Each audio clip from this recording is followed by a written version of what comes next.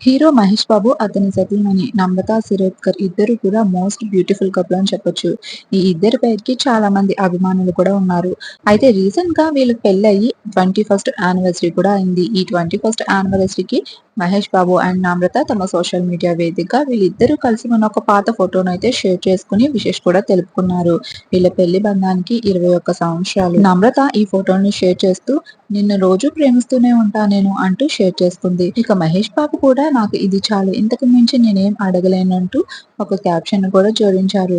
వీళ్ళిద్దరూ షేర్ చేసిన ఈ ఫోటోకి ఆ క్యాప్షన్స్ కి నేటిజన్లు అయితే ఫిదా అయిపోతున్నారు. మహేష్ బాబు భార్యమనే నమ్రత తన ప్రొఫెషన్ ను కూడా మహేష్ బాబు కోసమే వదులుకున్నారు.